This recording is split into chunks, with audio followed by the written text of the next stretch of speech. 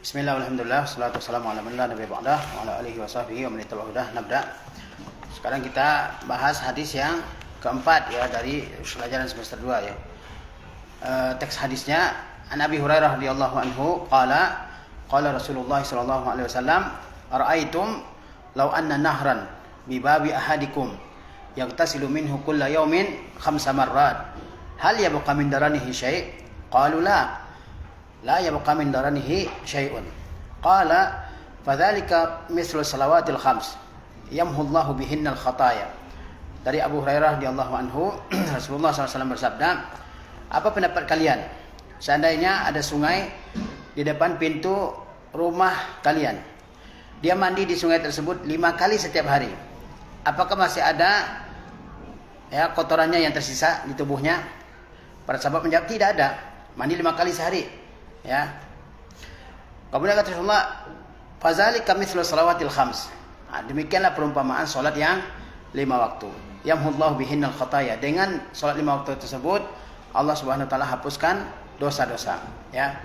Jadi Rasulullah SAW beliau adalah orang yang paling baik dalam mengajar para sahabat. Di antara cara beliau mengajari para sahabat adalah membuat permisalan, membuat perumpamaan, atau perumpamaan. Yang dengan perumpamaan tersebut para sahabat paham dengan permasalahan yang diterangkan oleh Rasulullah SAW. Ya, beliau adalah orang yang paling baik dalam menjelaskannya. Masalah agama ya.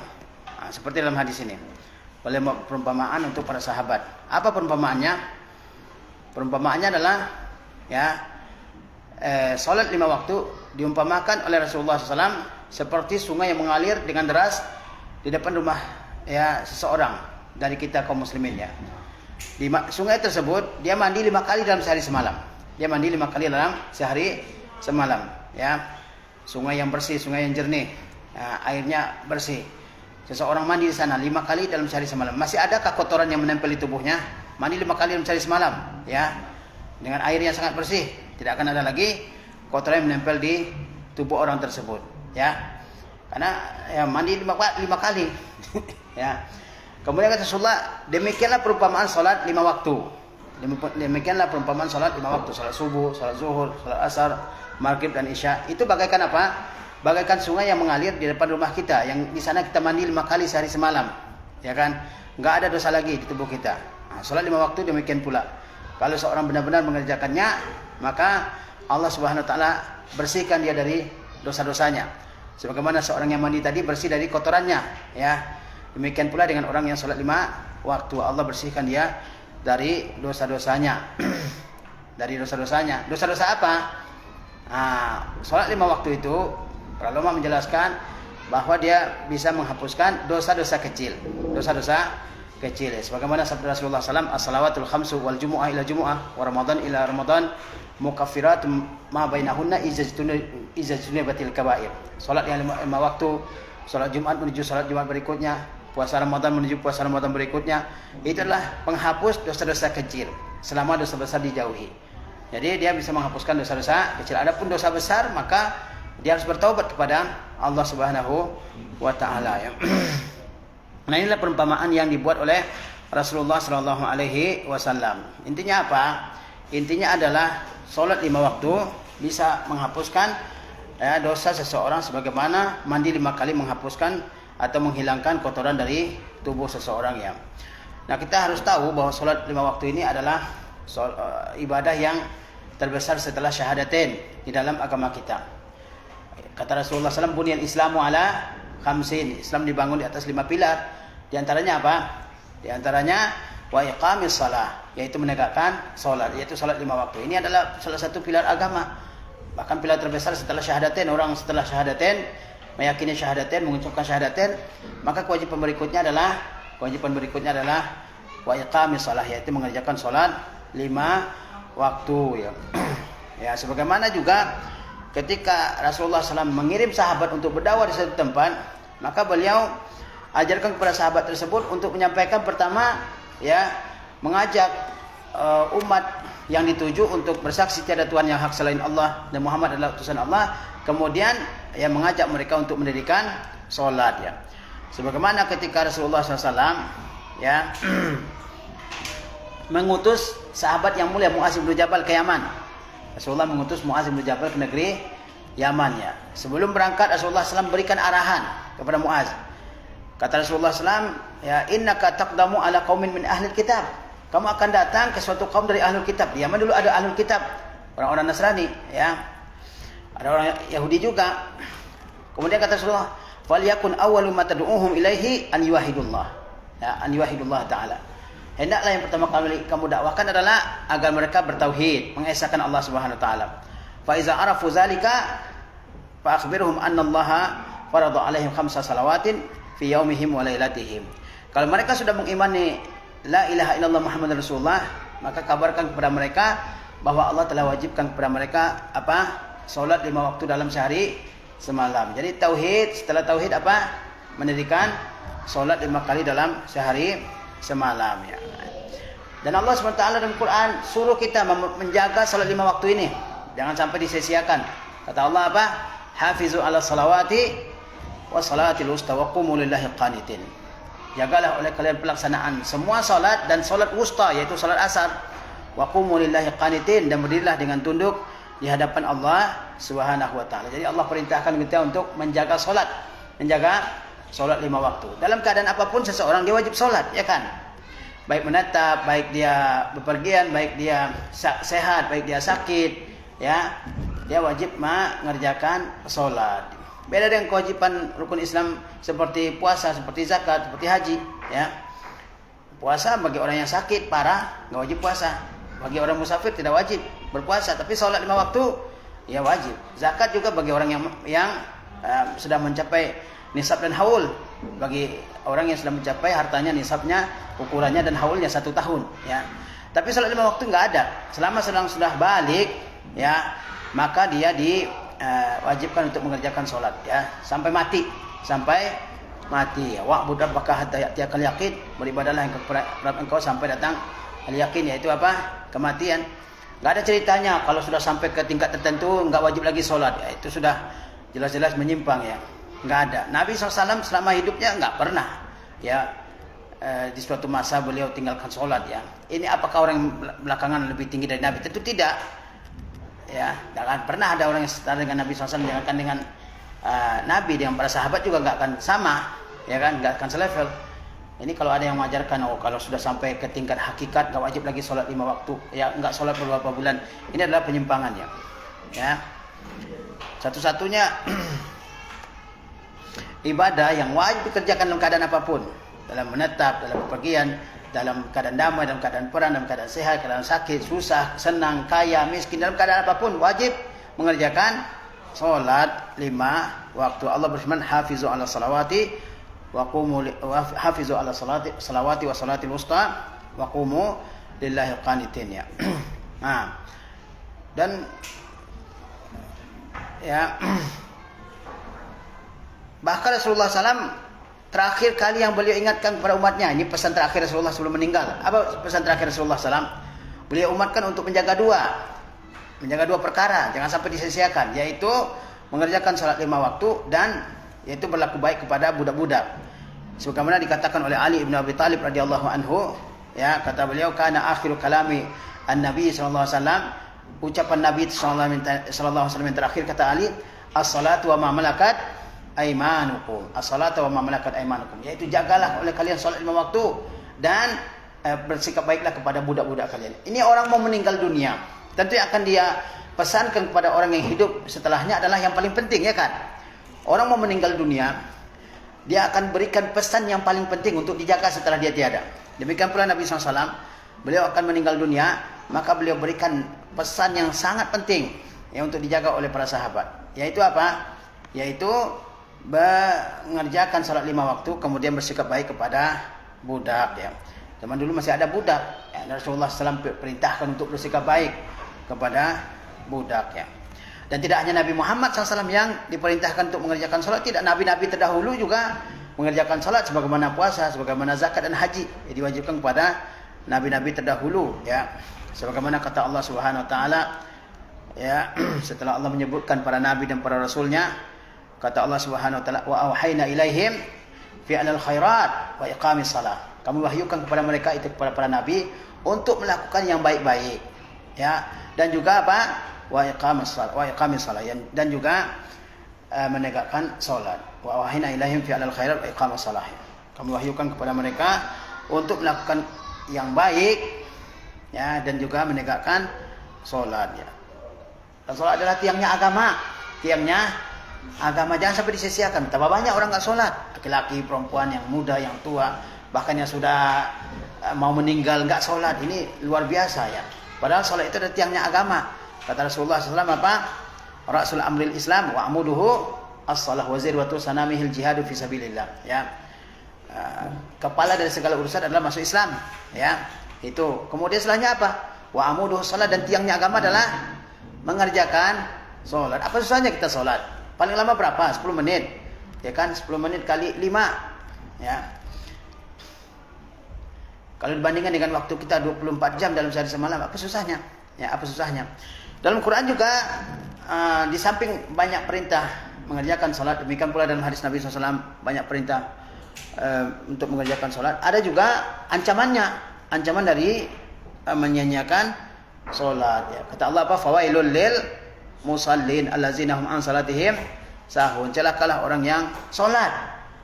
Orang salat, kata Allah SWT, termasuk yang celaka. Orang salat yang bagaimana? Allazina hum an salatihim sahun, yaitu orang-orang yang mengabaikan salatnya. Dia tunda-tunda, ketika waktunya sudah mau habis, tinggal sedikit banget, baru dia kerjakan. Ya, dia kerjakan dengan cepat karena takut waktunya habis. Ini disebut dengan apa? Allazina hum an salatihim sahun, ya. Rasulullah SAW juga ditanya tentang amal yang paling baik. Ya, kata Rasulullah apa? Adalah, ya, as-salatu ala waktiha, yaitu salat pada waktunya, ya. Nah, jadi jangan sampai seseorang menyanyiakan salat, ya. Yang lain mungkin belum tentu bisa kita kerjakan. Haji belum tentu, ya. Zakat belum tentu, ya kan? Puasa ada halang-halangan, mungkin orang enggak mengerjakan puasa, ya. Tapi kalau salat jangan sampai ditinggalkan selama kehidupannya, ya. Rasulullah SAW juga terangkan, ya, banyak keutamaan salat, ya, seperti hadis ini, ya. Rasulullah gambarkan tentang salat 5 waktu itu bagaikan sungai yang mengalir di depan rumah seseorang, ya. Dia mandi di sungai tersebut 5 kali dalam sehari semalam. Tentu kotorannya yang ada di badannya bersih semua. Demikian pula dengan salat yang 5 waktu sehari semalam, ya, menghapuskan dosa-dosa, ya. Kemudian lihat biografi perawi hadis ini. Yang merawiatkan hadis ini dari Rasulullah SAW adalah Abu Hurairah. Abu Hurairah yang merawiatkan hadis ini dari Rasulullah Sallallahu Alaihi Wasallam, ya. Biografinya sudah kita sebutkan, namun di sini akan ditambahkan, ya, yaitu bahwa beliau adalah orang yang termasuk sungguh-sungguh dalam mengerjakan salat, ya. Abu Hurairah termasuk di antara para sahabat yang benar sungguh-sungguh mengerjakan salat, ya. Semua salat wajib terutama, kemudian salat sunnah yang lainnya. Dia juga mengerjakan salat malam. Sebagaimana Abu Hurairah mengatakan, "Ausani khalili bithalas."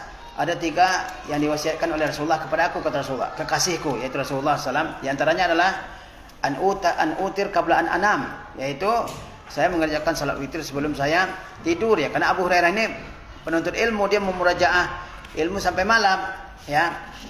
Jadi dia witirnya sebelum tidur, ya, takut nggak kebangun, ya, di bagian malam yang terakhir, maka dia salat di awal malam, ya. Di antara yang menjelaskan bahwa Abu Hurairah ini adalah orang yang paling menjaga salat, ya, adalah apa yang dikatakan oleh Abu Utsman An-Nahdi. Dia berkata, saya pernah bertamu ke rumah Abu Hurairah selama 7 hari. Abu Utsman An-Nahdi pernah bertamu ke rumah Abu Hurairah selama berapa? 7 hari. Apa yang terjadi? Ia, istrinya dan pembantunya membagi malam dalam 3 bagian. Membagi malam dalam 3 bagian. Yaitu salat qiyamul lail, ya. Yaitu salat, setelah itu membangunkan yang lain untuk salat, ya. Dia salat yang ini, kemudian dia bangunkan yang lain. Kemudian yang kedua membangunkan yang lain, ya. Dia salat duluan, kemudian istrinya, kemudian pembantunya. Jadi mereka mengisi malamnya dengan salat malam, ya. Jangan sampai tidak mengerjakan solat malam sama sekali ya. Karena solat yang paling utama setelah solat wajib adalah mengerjakan solat malam ya. Afdhalus sholati ba'dal faridah salatul lail ya. Solat yang paling utama setelah solat malam adalah apa? Solat malam ya. Taib. Jadi Abu Hurairah termasuk di antara sahabat yang sangat bersungguh-sungguh menjaga pelaksanaan salat ya, salat wajib terutama, kemudian salat-salat sunnah ya. Dan itulah kebiasaan para sahabat zaman dulu dan para ulama ya, yaitu senantiasa mengerjakan salat malam. Lalu apa pelajaran kita bisa ambil dari hadis ini ya? Yang pertama, agungnya kedudukan salat. Agungnya kedudukan salat dalam agama kita ya. Bagaimana tidak? Ya, dia bisa membersihkan seseorang dari kotoran-kotoran yang ada pada hatinya ya, dosa-dosa dibersihkan oleh salat ya. Kemudian kebaikan akan menghapuskan kesalahan dan salat adalah contoh yang terbaik untuk kebaikan-kebaikan ini. Jika seseorang bersalah, melakukan dosa, maka dia harus melakukan kebaikan setelahnya, perbuatan baik setelahnya, sehingga perbuatan dosanya dihapus oleh perbuatan baik tersebut. Paham? Kata Rasulullah SAW, wa'ad bi sayyi'atal hasanah ya, perbuatan buruk ikuti dengan perbuatan baik setelahnya ya. Kalau berdosa, siapa yang enggak terjatuh ke dalam dosa ya. Kata Rasulullah, kullu bani adam khata' wa khairul khata'ina tawwabun, semua manusia itu ya melakukan kesalahan dan sebaik yang melakukan kesalahan adalah yang bertaubat ya. Tapi setelah melakukan kesalahan jangan tidak bertaubat kepada Allah SWT. Sebagaimana kata Allah, tubu ilallahi jami'an ayyuhal mu'minun, bertobatlah kalian semua kepada Allah wahai orang-orang yang beriman, la'allakum tuflihun, agar kalian beruntung ya. Nah, setelah seseorang melakukan dosa ya, maka ada cara untuk menghapus dosa tersebut. Ada cara untuk menghapus dosa tersebut. Dan Allah Maha Pemaaf. Allah Maha Pemaaf ya. Allah Maha Pengampun. Allah Maha menghapuskan dosa ya. Apa di antara contoh ibadah untuk menghapuskan dosa? Yaitu apa? Mengerjakan salat. Mengerjakan salat 5 waktu ya. Kata Allah Subhanahu wa taala dalam surah Hud, dan dirikanlah salat pada kedua tepi siang. Waqimis salata tarafain nahar wa zulafan minal lail. Dan dirikanlah salat itu pada dua tepi siang. Pada dua tepi siang yaitu di awal siang dan di akhir siang. Salat apa di awal siang? Salat apa di awal siang? Sebelum siang salat apa? Salat subuh ya, salat subuh ya. Kan sebelum siang salat apa? Salat subuh kan. Ujung siang, awal siang apa? Salat subuh kan. Nah, kemudian akhir dari siang, salat apa? Salat akhir dari siang. Salat apa? Salat zuhur. Akhir siang masa zuhur? Asar. Asar itu akhir siang. Maghrib dan isya lah akhir siang. Ya kan? Ya, waqimus salata tarafain nahar wa zulafan minal lail. Dan akhir siang itu boleh juga dikatakan zuhur dan asar, dia masuk ke situ ya. Wa zulafan minal lail, dan mendekati malam. Salat apa yang mendekati malam? Salat maghrib dan isya. Salat maghrib dan isya ya. Kemudian kata Allah, innal hasanat yuzhibna sayyi'at, sesungguhnya perbuatan-perbuatan baik akan menghapuskan perbuatan-perbuatan buruk ya. Jadi kata Allah Taala, dirikanlah salat, yaitu di mana? Di awal siang dan di akhir siang ya. Kemudian dan juga mendekati malam. Di awal siang itu salat subuh, kemudian di akhir siang yaitu salat zuhur dan asar ya. Kemudian mendekati malam yaitu salat maghrib dan salat isya ya. Salat malam dan salat isya. Jadi tentang salat 5 waktu itu, waktu-waktunya sudah dijelaskan dalam Al-Qur'anul Karim dan lebih dirinci oleh Nabi sallallahu alaihi wasallam. Kalau ada orang mengatakan mana dalam Al-Qur'an ada penjelasan bahwa salat 5 waktu itu ada, mana? Nah, ini ya dalil yang menunjukkannya ya. Nah, dalam ayat ini dijelaskan bahwa seseorang kalau dia melakukan dosa, maka dia ya bertaubat kepada Allah Subhanahu wa taala dan melakukan kebaikan setelahnya. Di antara kebaikan yang paling besar yang sepatutnya dilakukan setelah melakukan dosa adalah apa? Mengerjakan salat 5 waktu ya. Ya. Kemudian di antara faedah dari hadis ini, wudu yang berkaitan dengan salat. Wudu berkaitan dengan apa? Salat ya. Karena kalau seseorang tidak suci, dia harus berwudu sebelum salat ya. Ya. La salata liman la wudu'a lahu. Tidak ada salat bagi orang yang tidak ada wudunya ya. Membersihkan badan dari kotoran-kotoran luar yang menempel di tubuh. Wudu itu fungsinya apa? Membersihkan badan dari segala kotoran yang menempel di tubuh ya, terutama anggota wudu ini, karena kita beraktivitas dengan anggota-anggota wudu ya kan, sehingga banyak kotoran dibersihkan sebelum kita melaksanakan sholat ya. Sebelum kita melaksanakan sholat ya. Tangan, kaki, ya, wajah, kuping, ya, rambut, ini dibersihkan sebelum mengerjakan sholat ya. Tapi bukan setiap ada sholat orang wudu, enggak. Kalau wudunya batal dia wajib ya berwudu lagi, dan enggak setiap mau sholat juga orang harus istinja, karena ada pemahaman orang seperti itu. Dia enggak buang air, tapi setiap dia mau sholat dia istinja dulu, ya kan, dia istinja. Yang enggak juga, istinja itu wajib ketika orang buang air, ya kan, buang air besar, buang air kecil wajib istinja. Tapi kalau dia enggak buang air, dia enggak wajib istinja, langsung wudu dan sholat, ya kan. Jangan pemahamannya setiap harus sholat harus istinja, enggak. Dia wajib istinja, wajibnya kapan istinja?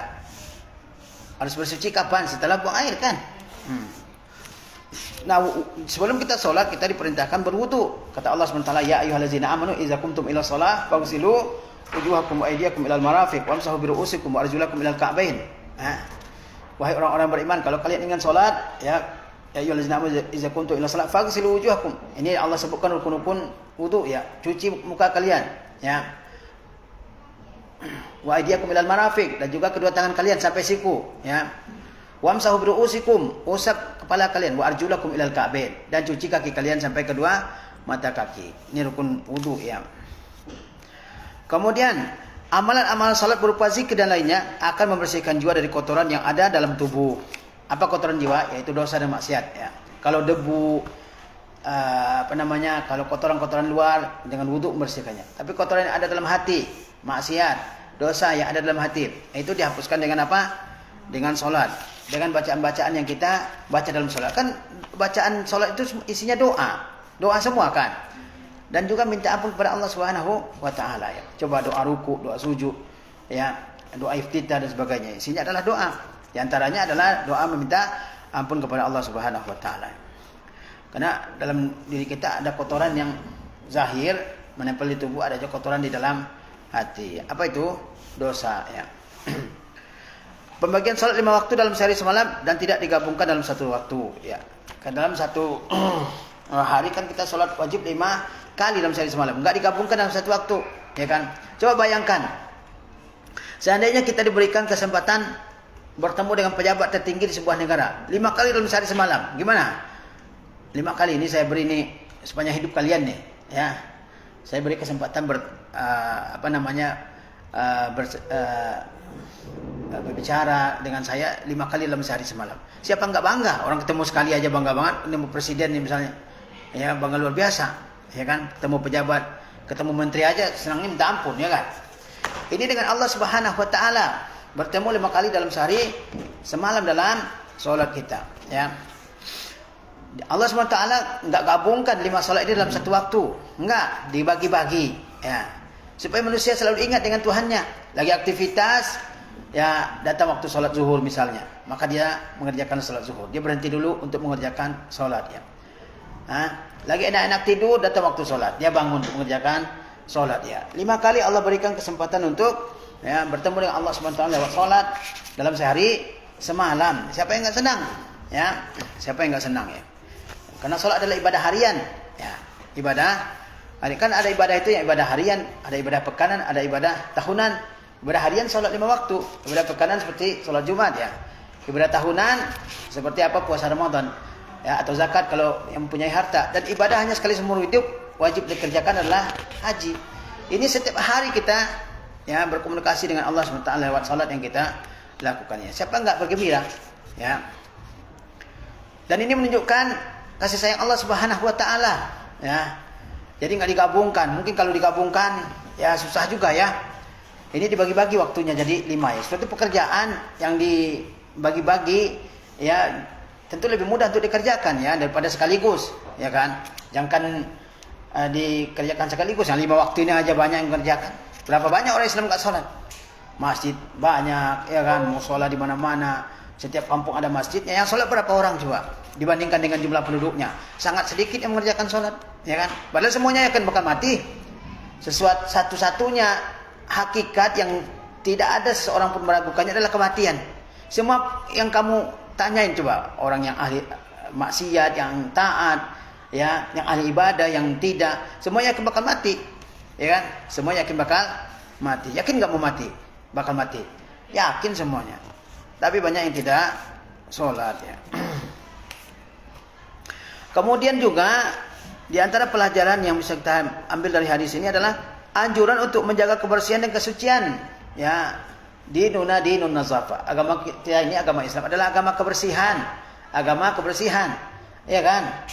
Coba Rasulullah SAW jelaskan itu secara detail tentang kebersihan. Kebersihan badan, kebersihan pakaian, kebersihan rumah, kebersihan lingkungan. Dijelaskan ya oleh Rasulullah SAW. Ya kan? Wudu. Ya, setiap mau sholat ya dianjurkan wudu. Kalau nggak ada nggak batal wudunya dianjurkan tajdidul wudu, memperbaharui wudu, ya kan? Apalagi coba kebersihan yang nggak diajak, pakaian, kebersihan pakaian. Allah SWT perintahkan untuk bersih dalam Quran. Wasiyabaka fatahhir. Ya, pakaianmu bersihkanlah. Kata Allah SWT, khuzu zinatakum inda kulli masjid. Ambil perhiasan kalian, yaitu pakaian kalian setiap mau ke masjid. Ya, harus bersih orang Islam. Ya, pakaiannya harus bersih, tubuhnya harus bersih. Pakai siwak, ya kan? Siwak kalau kita sholat 5 kali sehari semalam, paling tidak siwaknya 5 kali. Ya, Rasulullah SAW orang paling bersih, ya kan? Ini kalau orang Islam kotor, ini yang salah bukan agamanya, dia sendiri nggak mengamalkan agamanya atau nggak paham dengan kebersihannya, ya kan? Bahkan ini ya, apa namanya ini, lekukan-lekukan di jari-jari ini namanya al-barajim. Ini disuruh bersihkan ini, kan? Mungkin orang makan di situ ada lemak, habis dia makan kan, disuruh bersihkan coba. Ini kalau makan cuci tangan, diajarkan oleh agama kita ya. Ada sunanul fitrah, sunah-sunah fitrah, ya 10 sunanul fitrah. Itu kan berkaitan dengan kebersihan semua, ya kan? Jadi agama kita agama yang mengajarkan kebersihannya, mengajarkan kebersihan. Mau sholat, ya kan, pakai siwak, pakai baju yang bersih, ya kan? Nah, wudu, pakai minyak wangi. Kalau bau, kan ada ancamannya. Nah, kemudian keutamaan air akan menyucikan dan membersihkan kotoran. Jadi sebaik-baik alat untuk bersuci adalah apa? Air ya. Dia akan bersihkan kotoran. Dosa-dosa yang akan dihapuskan oleh sholat adalah dosa-dosa kecil. Jadi kalau orang mengerjakan sholat 5 waktu, yang akan dihapuskan oleh oleh sholat adalah dosa-dosa kecil. Seperti hadis tadi, kata Rasulullah, sholat yang 5 waktu, ya puasa Jumat menuju Jumat berikutnya, kemudian puasa Ramadan menuju puasa Ramadan tahun berikutnya, itu menghapuskan dosa-dosa kecil. Ya kan, selama dosa besar dijauhi. Ya, dosa kecil banyak orang melakukan dosa kecil. Ya. Kemudian anjuran meninggalkan maksiat. Digambarkan oleh hadis bahwa maksiat itu seperti kotoran yang akan dijauhi oleh jiwa yang lurus. Maksiat harus dijauhi karena dia bagaikan kotoran yang menempel di tubuh kita. Ya kan? Sebagaimana kata Rasulullah SAW, kalau seorang hamba berdosa ada tertulis bintik hitam di hatinya. Ya. Nah, sampai kalau banyak tertutuplah hatinya. Yang dalam Al-Quran Allah sebut kalla balrana ala qulubihim ma kanu yaksibun. Sekali-kali tidak. Apa yang mereka lakukan dari dosa sudah menutupi hati mereka. Ya, makin banyak dosa, makin hitam hatinya, ya kan? Gimana membersihkannya? Yaitu dengan bertaubat kepada Allah SWT dan meninggalkan maksiatnya.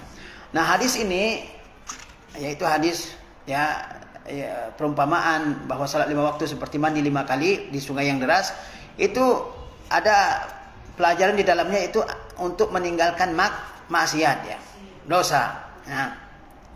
Karena maksiat itu bagaikan kotoran yang akan dijauhi oleh jiwa yang lurus. Orang yang jiwanya lurus, ya pasti akan menjauhi kotoran, ya kan? Jiwanya lurus, bersih, normal lah orangnya. Pasti nggak suka dengan yang kotor, benar nggak? Ya, kalau orang yang suka dengan yang kotor itu pasti nggak ada yang yang salah ya, ada yang terganggu mungkin kejiwaannya ya. Ini orang yang normal pasti suka dengan kebersihan. Kebersihan baju, kebersihan pakaian, kebersihan tubuhnya, ya kan? Rumahnya. Ya. Nah, maksiat juga begitu. Dia juga kotoran. Ya, kotoran di dalam hati. Maka harus dibersihkan ya, dengan taubat kepada Allah Subhanahu wa taala. Dan orang mukmin pasti ada rasa benci kepada maksiat meskipun dia terkadang terjatuh ke dalamnya. tetapi dia senantiasa benci kepada maksiat tersebut, sehingga dia berusaha untuk meninggalkannya. Ya. Kemudian rahmat Allah kepada hambanya, adanya syariat bagi mereka yang akan menghapus kesalahan-kesalahan, mengampuni dosa-dosa. Di antaranya adalah mengerjakan salat 5 waktu. Allah SWT Maha penerima taubat. Makanya dalam Quran Allah perintahkan untuk bertaubat. Allah perintahkan untuk istighfar. Enggak mungkin Allah perintahkan kita bertaubat kalau seandainya ya taubat kita enggak diterima. Buat apa, ya kan? Ya kan? Allah perintahkan kita taubat. Semuanya diperintahkan, orang kafir, orang munafik, bahkan orang mukmin sendiri diperintahkan oleh Allah bertaubat. Ya. Bahkan setelah kita ibadah sendiri pun diperintahkan untuk istighfar. Setelah solat, apa yang kita baca setelah solat? Pertama kali yang kita baca setelah solat, istighfar 3 kali, ya kan? Bayangkan kita, jangan orang menyangka saya kan nggak ada solat, kenapa nggak ada kesalahan, kenapa saya harus bertaubat? Enggak, ya kan? Bayangkan ketika kita selesai solat berbuat baik, kita diperintahkan untuk istighfar 3 kali, astagfirullah, astagfirullah, astagfirullah, ya kan? Bahkan setelah haji pun, ya, summa afidhu min haitsu afadhan nas wastaghfirullah. Ya, kemudian berbondong-bondonglah kalian sebagaimana manusia, kemudian minta ampunlah kalian kepada Allah. Bahkan orang-orang yang mengerjakan salat malam, setelah dia salat malam, apa? Mereka istighfar. Kanu qalilan minal laili ma yahja'un wa bil ashari hum yastaghfirun. Mereka sedikit tidurnya pada malam hari, yakni mereka mengerjakan salat. Dan ketika waktu sahur di ujung malam mereka istighfar kepada Allah SWT. Jangan menyangka saya kan nggak ada dosa, ngapain saya istighfar? Enggak. Kita ini pasti melakukan apa? Dosa. Ya. Nah, jadi Allah SWT rahmatnya maha luas, ya kan? Allah maha mengetahui hambanya ini pasti melakukan dosa, maka Allah SWT akan bukakan pintu taubat bagi hambanya. Luqman mengatakan badir bitaubah, ya, fa innal mauta ya'tika baghtah. Segera bertaubat karena kematian datang tiba-tiba, ya. Nah, di antara cara untuk menghapuskan dosa itu yaitu apa? Mendirikan salat. Tuhan kita Maha Pemaaf, Maha Pengampun. Allah sifatnya apa? Ghafur, Ghaffar, ya kan? Nah, jadi Allah mengampuni dosa kita, memaafkan. Nama Allah di antaranya Al-Afu, ya. Allahumma innaka afun tuhibbul afwa, ya kan? Allah Maha Pemaaf, Allah Maha Pengampun, Maha menutupi dosa. Allah Sittir, Maha menutupi dosa hamba, enggak dibongkarkan. Banyak orang berdosa, ya kan? Allah SWT enggak bongkar dosanya, ya. Ya, jangan malas untuk bertaubat. Nabi SAW saja dalam sehari beliau berapa? Beristighfar 100 kali, ya. Fa ini atubu ilallah fil yaum mi'ata marrah. Dalam riwayat lain dikatakan 70 kali. Nah, kita berapa sehari, ya? Padahal dosa kita banyak, ya. Allah Maha Pemaaf, Tuhan kita Maha Pemaaf dan Maha Penyayang kepada hambanya. Dia kalau bersalah hambanya, dia kemudian bertobat, maka Allah ampuni. Bahkan coba bayangkan, ya, sebuah hadis Rasulullah mengatakan Allah itu lebih senang kepada taubatnya hamba daripada seseorang yang berada di tengah padang pasir, di atas kendaraannya, hewan tunggangannya. Kemudian hewan tunggangannya lari, kabur. Di hewan tunggangan itu segala kebutuhannya ada di situ, makanannya, minumannya, pakaiannya, ada semua di situ. Apa kira-kira orang di tengah padang pasir, nggak ada seorang pun manusia di situ, hanya dia, ya kan? Kemudian ontanya atau kudanya kabur, ya kan? Pasti orang ini mau ngapain lagi? Mau minta tolong ke siapa? Nggak bisa kan? Nah, di situ dia yakin ini saya bakal mati nih, bakal mati saya nih. Nggak ada lagi yang bisa menyelamatkan. Makanan dibawa kabur oleh kendaraannya, oleh ontanya, oleh tunggangannya, minumannya juga, pakaiannya juga.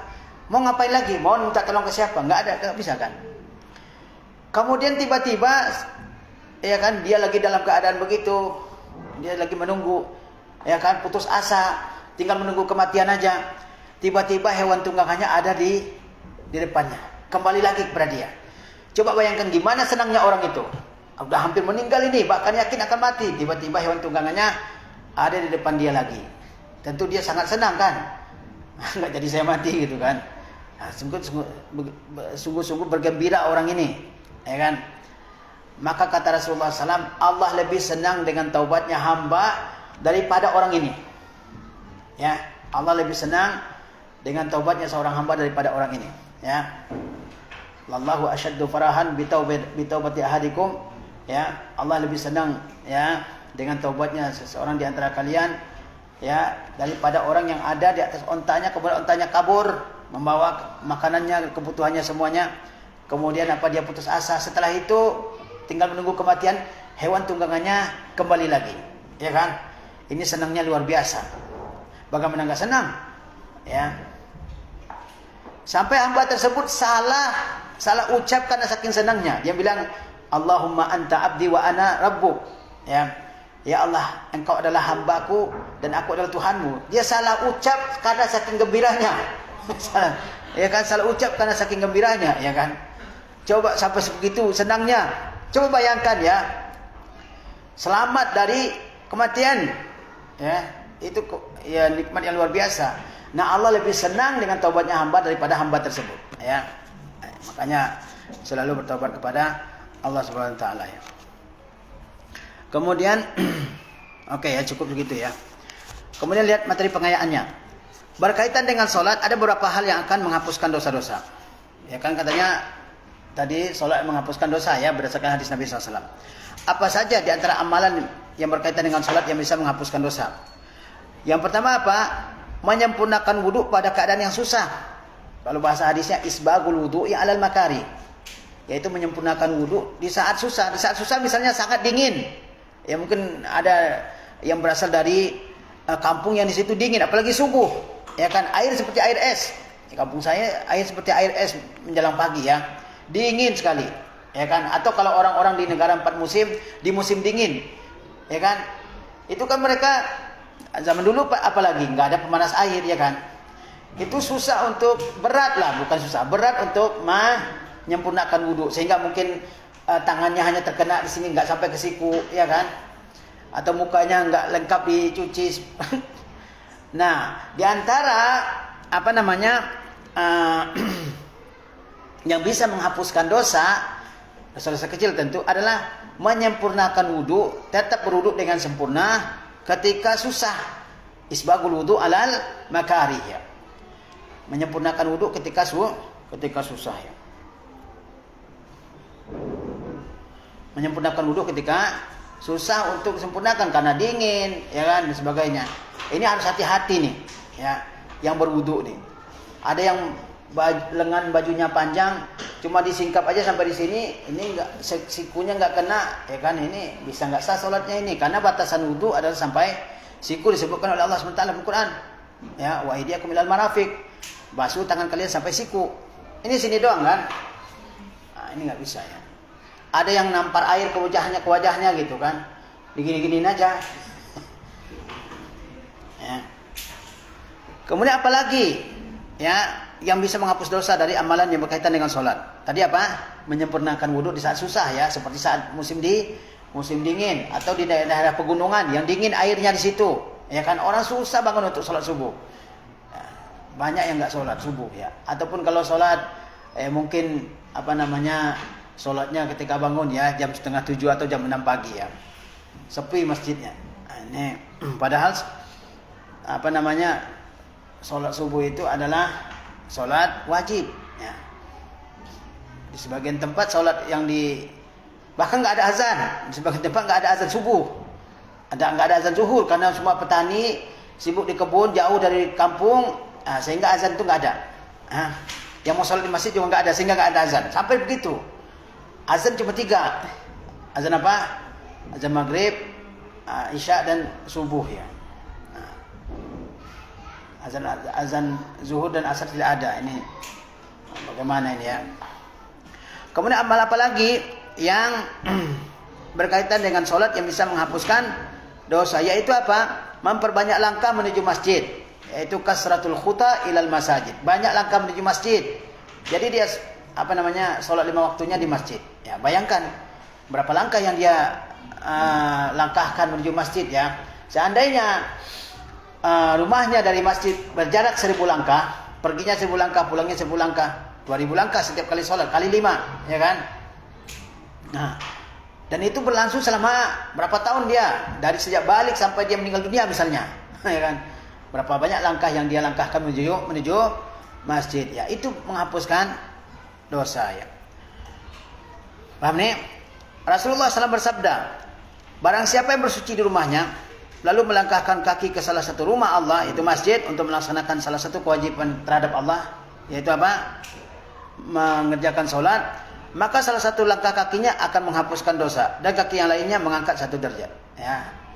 Jadi dia melangkah, barang siapa yang berwuduk di rumahnya, berwuduk di rumah lebih utama ya, sehingga ke masjid sudah dalam keadaan suci, ya kan. Kemudian ya dia melangkah menuju masjid untuk mengerjakan apa? Mengerjakan sholat 5 waktu. Nah, maka apa? Setiap langkahnya satu langkah menghapuskan dosa, langkah berikutnya apa? Mengangkat derajat dari sisi Allah SWT, sehingga dia menjadi hamba yang mulia di sisi Allah Subhanahu wa taala. Kemudian di antara ya amal yang akan menghapuskan dosa berkaitan dengan sholat, yaitu melaksanakannya dengan berjamaah. Melaksanakannya dengan berjamaah.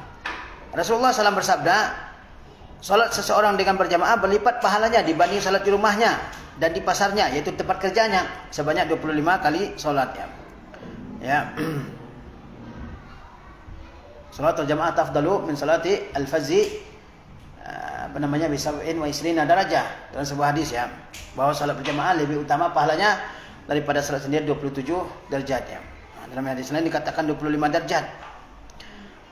Kemudian memakmurkan masjid, meramaikan masjid dengan sholat. Itu maksudnya ya, bukan banyak kegiatan di masjid. Ini kan istilah memakmurkan masjid itu maksudnya memakmurkan dengan sholat di masjid, sehingga ramai masjid itu dengan orang yang sholat, bukan dengan bikin acara ini itu di masjid ya. Nah, ini namanya makmurkan masjid ya. Makmurkan masjid itu dengan sholat, dengan berzikir, dengan tilawah Al-Quran, dengan majalisul ilm ya.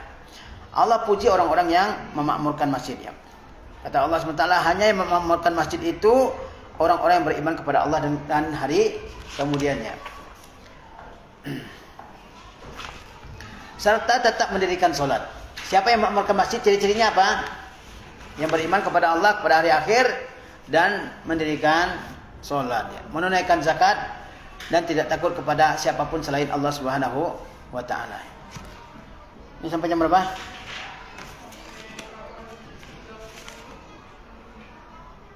Kapan 30? Oke, taib. Nah, yang yang memakmurkan masjid, ciri-cirinya itu ya. Yang beriman kepada Allah, kemudian kepada hari akhir, mendirikan sholat, bayar zakat ya, dan tidak takut kepada siapapun selain kepada Allah Subhanahu wa taala ya. Kemudian berzikir setelah sholat. Berzikir setelah sholat ini juga bisa menghapuskan dosa ya. Makanya setelah sholat itu zikir, jangan ngobrol langsung ya. Jangan ngobrol, jangan kerjakan yang lain. Zikir selama apa ya, hanya butuh beberapa saat ya.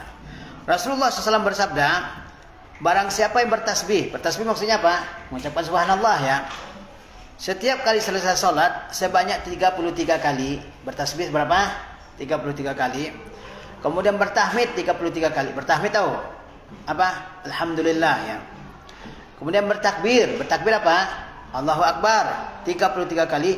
Jumlahnya 99 ya kan? Tasbih 33 kali, kemudian tahmid 33 kali, dan takbir 33 kali. Kemudian ya jumlahnya 99 kan.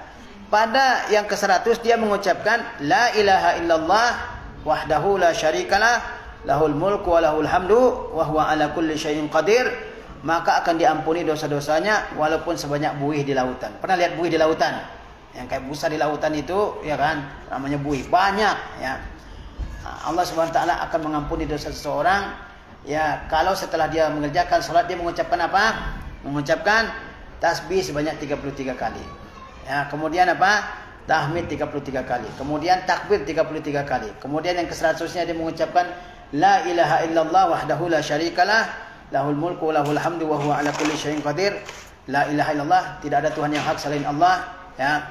Wahdahu la syarikalah, yang Maha Esa, tiada sekutu baginya. Lahul mulku, dia yang memiliki segala kekuasaan. Walahul hamdu, dia yang memiliki semua pujian ya. Wa huwa ala kulli syai'in qadir, dan dia berkuasa atas segala sesuatu ya kan. Yang mengucapkan ini lafaz-lafaz zikir ini, maka akan Allah ampuni dosanya. Maka akan Allah ampuni dosanya walaupun dosanya sebanyak apa? Sebanyak buih di lautan. Sebanyak buih di lautan ya.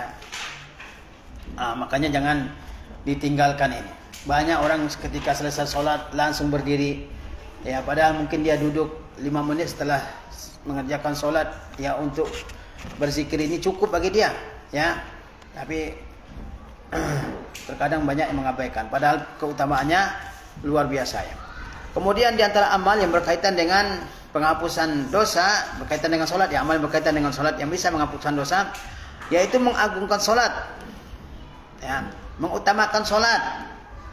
Dan itu merupakan tanda keimanan dan ketakwaan hati kepada Allah Subhanahu wa taala. Ya, salat adalah nomor 1. Apapun aktivitas, kalau sudah datang waktu salat ya salat. Ya, jangan ditunda-tunda. Kata Allah Subhanahu wa taala, ya. Demikianlah perintah Allah, dan barang siapa yang mengagungkan syiar Allah, maka sesungguhnya itu timbul dari ketakwaan dalam hati. Tiada yang mengagungkan salat kecuali orang yang yang dalam hatinya ada ketakwaan kepada Allah Subhanahu wa taala. Jangan sampai diabaikan. Ya, sesibuk apapun, ya. Jangan sampai diabaikan. Ini kan orang Islam, ya, banyak yang mengabaikan salat. Bahkan, ya, saat sehat enggak salat, saat sakit apalagi. Nanti saya salat. Ya, dia lagi sehat nih, nanti saya salat. Ya, ternyata setelah itu sakit, enggak salat, ya. Berhari-hari. Ya, orang sakit juga tetap wajib sholat kan. Jangan sampai begitu sakit langsung meninggalkan sholat. Ya. Orang yang ketika sehat aja nggak sholat, apalagi ketika sakit, bagaimana? Ya. Nah, jangan ditunda-tunda, datang waktunya ya sholat. Datang waktu untuk sholat ya sholat sudah. Tinggalkan semua aktivitas. Ya. Dan itulah cara kita menjaga agar kita konsisten mengerjakan sholat 5 waktu. Jangan ditunda-tunda. Ditunda jadinya malas, yang ngantuk lah, yang ini, yang itulah, ya. Pergi ke masjid yang laki-laki, ya. Pergi ke masjid yang laki-laki. Dan kalau dia ke masjid kan pasti dia nambah dengan amal sunnah biasanya, ya kan? Nah, dia sholat sunnah rawatib, ya. Dia doa sebelum sholat jamaah kalau ada waktunya. Kemudian dia sholat rawatib ba'diyah. Tapi kalau sholat di rumah, paling sholat wajib aja yang dikerjakan. Ya kan? Ketinggalan dari ibadah-ibadah yang sunnah. Padahal ibadah sunnah itu, ya kan, keutamanya juga besar di sisi Allah Subhanahu wa taala. Yang lagi dagang, lagi kerja, lagi belajar, lagi apapun, ya lagi rapat sekalipun, kalau datang waktu sholat, ya semuanya sholat. Semuanya mengerjakan sholat, ya. Jangan kesal, ya, karena ada banyak orang yang mengabaikan hal ini, ya. Lagi kerja, tanggunglah nantilah, ya. Jangan ditunda-tunda, ya. Karena mengagungkan salat termasuk diantara ketakwaan hati. Wa may yu'azzim sya'airallah fa innaha min taqwal qulub, ya. Semakin kuat keimanan seseorang, ketakwaan seseorang kepada Allah, maka perintah-perintah Allah itu makin besar kedudukannya dalam hatinya. Ya, dia berusaha untuk mengerjakannya sebaik mungkin, sempurna mungkin. Dia enggak mau mengabaikannya sama sekali, ya. Ya. Dan awal perbaikan diri kita itu adalah dengan menjaga salat 5 waktu. Ya. Nggak mungkin orang jadi baik tapi nggak salat, ya. Nggak mungkin. Kemudian mengagungkan salat termasuk dalam mengagungkan masjid. Mengagungkan salat termasuk dalam mengagungkan masjid, ya. Kemudian yang ke-9, meremehkan salat menjadi sebab kesengsaraan seorang hamba. Nah, ya. Sengsara seseorang di dunia dan di akhirat sebabnya adalah mengabaikan salat, ya. Kata Allah SWT, fa khalafa min ba'dihim khalfun adha'us shalah wa taba'us syahwati fasawfa yalqauna ghayya. Ya. Akan datang setelah mereka orang-orang yang menyia-nyiakan salat dan memperturutkan hawa nafsunya. Ya. Banyak orang, ya, rumahnya samping masjid tetap enggak salat, Ini, ya, Allah SWT ancam, ya, yaitu apa? Akan datang pengganti yang buruk setelah orang-orang yang soleh, ya. Apa pengganti yang buruk itu ciri-cirinya? Yaitu tidak sholat dan mengikuti hawa nafsu. Jangan sampai dulu orang tuanya orang-orang baik, generasi yang sebelumnya adalah generasi yang soleh, sholat, ya, mengerjakan, ya, ibadah kepada Allah SWT. Datang generasinya, anaknya, cucunya, ya, tidak sholat. Ini adalah pengganti yang buruk, ya. Generasi penerus yang buruk. Apa ciri-ciri generasi yang buruk? Tidak sholat dan selalu mengikuti hawa nafsunya. Apapun yang disukai oleh dirinya dia ikutin semuanya, ya, dari perbuatan-perbuatan dosa, ya. Kata Allah, fa saufa yalqauna ghayya, dia akan masuk kepada al-ghayy. Tahu al-ghayy itu adalah, sebagian mengatakan itu adalah nanah yang mengalir dari neraka jahanam. Nanah dari tubuh orang kafir yang dibakar yang mengalir dari neraka jahanam. Nah, itulah ya. Dalam ayat lain kata Allah, "Ma salakakum fi saqar?" Apa yang menyebabkan kalian masuk neraka sakar? Qalu lam nakum minal musallin. Kata mereka dulu di dunia, ya kami tidak termasuk orang yang mengerjakan salat. Nah, coba ya, apa yang menyebabkan kalian masuk neraka sakar? Nah, masuk neraka sakar. Apa sebabnya? Lam nakum minal musallin wa lam nakun nut'imul miskin. Ya, kami dulu enggak salat dan juga tidak memberikan makan kepada orang-orang miskin. Pelit luar biasa, enggak salat dan pelit ya. Kan salat enggak butuh waktu banyak dari kita, enggak butuh biaya juga ya kan? Butuh biaya enggak? Kalau haji butuh biaya sekian juta, enggak sanggup, enggak semua orang sanggup kan. Zakat mengeluarkan uang. Tapi kalau salat kan enggak butuh uang, ya kan? Butuhnya cuma pakaian yang bersih aja. Dan tidak mesti juga kan salat di masjid yang mewah gitu, kan tidak mesti kan. Di mana aja bisa salat. Ya. Maka jangan sampai diabaikan ya.